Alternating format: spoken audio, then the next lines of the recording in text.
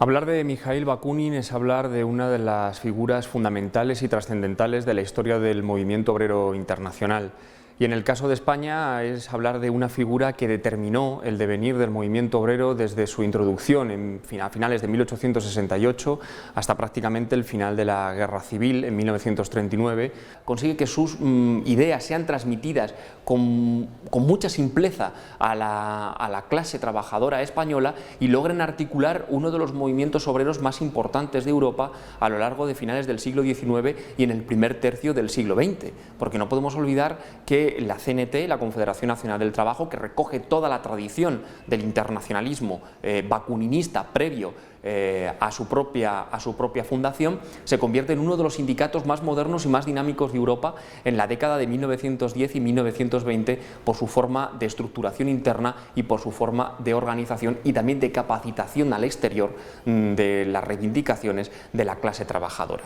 Esa es la herencia de Bakunin. Cuando yo estudiaba el tema de la pedagogía libertaria, no era un pensador, ¿no?, que yo pensara que me iba a aportar cuando lo leía, ¿no?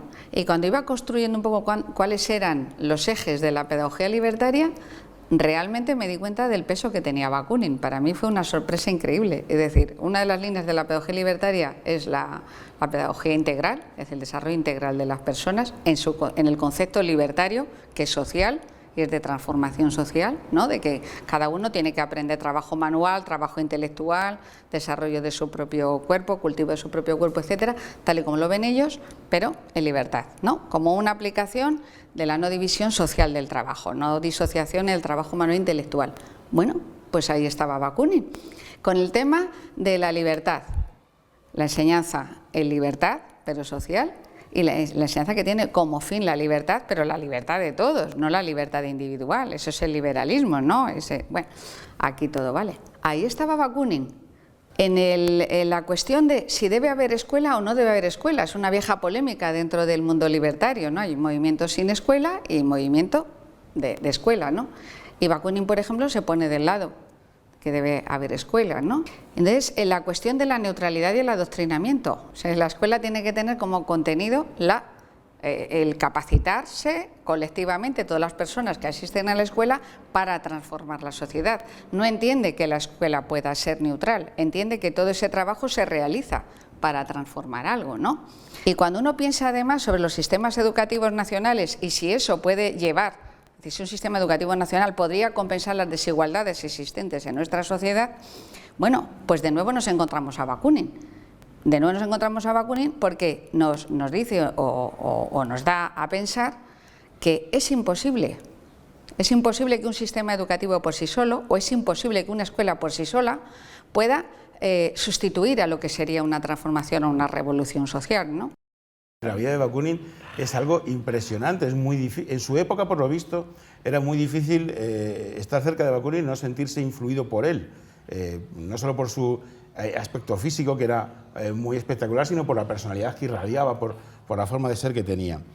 Y cuando uno lee después sus biografías y cuando ve cosas de su vida, la verdad es que es muy difícil no sentirse atraído por él, porque uno casi tiene una especie de nostalgia de haber estado en esa época, ¿no? Por ejemplo, hay unas escenas en las que hay un tiempo que Bakunin va a París y entonces Proudhon le dice: mira, es que yo no sé alemán.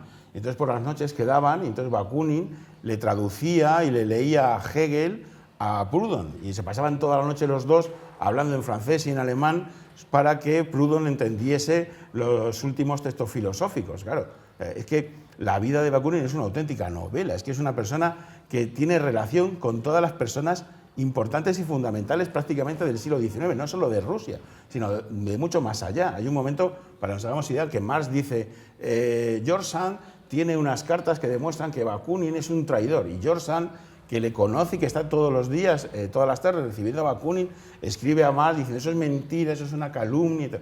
Pero la vida de este hombre, la vida de Bakunin, es realmente, no es solo una novela, es una novela de aventuras, es una novela apasionante.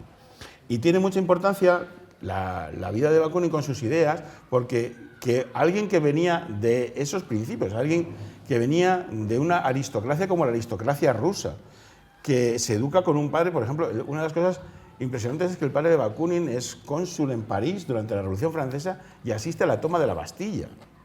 Entonces, Bakunin, con esa carga personal, formado en una academia militar, dentro de un ambiente aristocrático, de la aristocracia rusa, cuando su padre tenía 1.200 siervos, que en una sociedad religiosa como esa, en la que el propio Bakunin reconoce que cuando estaba en la academia y venía el zar, poco menos que lloraban todos de emoción, que una persona que estaba llamada a ocupar una posición tan elevada, que tenía una carga personal tan importante, un peso tradicional, de la tradición tan fuerte, sea capaz de romper, y sea capaz de romper de una manera tan radical y tan absoluta como nadie antes lo había hecho, eso es muy importante. Él no es alguien que habla en su propio beneficio, él no es, por hablar del debate entre Marx y Bakunin, él no es un señor que teoriza sobre la explotación de los obreros mientras vive gracias al dinero que le pasa a Engels de las plusvalías de los obreros de la fábrica de su mujer. Bakunin es una persona que estaba llamada para ocupar unos destinos altísimos, ocurría también con Kropotkin, que había recibido una influencia en la educación contrariamente opuesta y que él hace un esfuerzo titánico, él hace el esfuerzo de romper con todo eso y plantear rupturas que nadie antes había planteado. Tuvieron que pasar casi 2.000, 3.000 años para que aparezca alguien como Bakunin que diga el Estado no es el objetivo. El Estado es una forma de gobierno estructurada por un grupo dominante para su servicio. Y han tenido que pasar casi 2.000, 3.000 años desde el creciente fértil en Mesopotamia, 3.000 a.C. hacia acá, para que haya alguien que dijera, señores, el Estado no es el objetivo, no hay que alcanzar ese estadio de evolución social, eso es un grado de involución. Entonces yo creo que la gran actualidad también, y hay que ver en qué momento lo dice Bakunin, fijaos, en mitad de un 19 agresivo, con una clase obrera que todavía no sabe por dónde tiene que ir, qué objetivos quiere, antecedentes de lo que luego vamos a llamar totalitarismos de los años 30, ahí sale un personaje como Bakunin diciendo con todos sus santos empujes, diciendo, señores, el Estado es nuestro enemigo. Eso es lo que nos diferencia a muchos desde hace 3.000 años hacia acá. Y para eso, desde luego, yo creo que, no sé si habrán pasado estamos casi en 200, pero yo creo que su mensaje es totalmente actual. Y de alguna manera es un tirón de orejas para decir, no tenéis que ir con esos problemas mentales muchas veces que nos argumentamos. Es que es totalmente cierto. El Estado sigue operando y sigue los mismos niveles de desigualdad social, se llame monarquía, se llame democracia parlamentaria, democracia totalitaria, como se le quiera llamar. El problema, y ese es el gran mensaje de Bakunin, entre otros, por lo menos bajo mi punto de vista, es, en tanto exista Estado, la situación digamos, social y el hombre oprimido por otros hombres seguirá perviviendo. Uno de los enfrentamientos entre el marxismo y bakuninismo venía cuál es el origen de las sociedades y cuál es el origen de ese Estado. Para los marxistas, evidentemente, primero hay una forma de organización económica y esa forma de organización económica se traduce en, bueno, hay un grupo de personas que acaparan riqueza y al acaparar esa riqueza finalmente se traduce en la formación de un Estado. Por lo tanto, decía Marx, si cambiamos ese modelo económico podremos cambiar la situación de presión. Lo que decía Bakunin es justo lo contrario. No, primero lo que hubo es una serie de personas que dominaron a las demás. Y una vez que dominaron a las demás, que eran el Estado, decidieron organizar económicamente a la sociedad en su propio beneficio. Con lo cual, si cambiamos el modelo social, pero sigue habiendo unas personas que dominen, esto no cambiará. La base fundamental es el poder, la opresión organizada del Estado en cualquiera de sus formas. Y el objetivo es la libertad.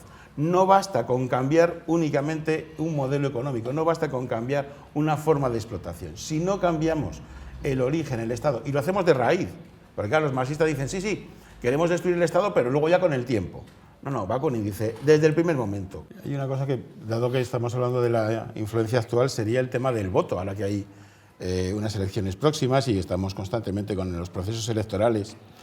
Lo que quiere decir y lo que explica Bakunin. Normalmente cuando los anarquistas, claro, Bakunin ya no se lo dicen porque no está vivo, pero bueno, ¿ustedes por qué no votan? Es una cuestión de coherencia ética, es una cuestión de ética. Bakunin, desde una perspectiva ética, no se opone a que una persona individual o cualquiera vote. Si usted quiere votar, puede votar con toda libertad. Lo que Bakunin dice es, lo que usted no puede pensar es que va a cambiar algo con su voto. Que yo afinaría más, no se trata de no vote porque con esto no cambia nada, se trata de no cambias nada conquistando el Estado por el medio que sea. Quiero decir, porque no sé, si pensamos en la Revolución Rusa, que no se hizo votando, o si pensamos en la Revolución Cubana, que fue una guerrilla foquista que baja del monte y toma el poder, ¿no?, derrotando a un dictadorzuelo, u otras alternativas que se han podido dar, es que no han funcionado. Es que al final el Estado se come, devora a los revolucionarios, los transforma y les acaba poniendo a su servicio. Es decir, es que esa es la clave. Y a mí me parece que lo interesante es que él se adelanta 150 años a eso.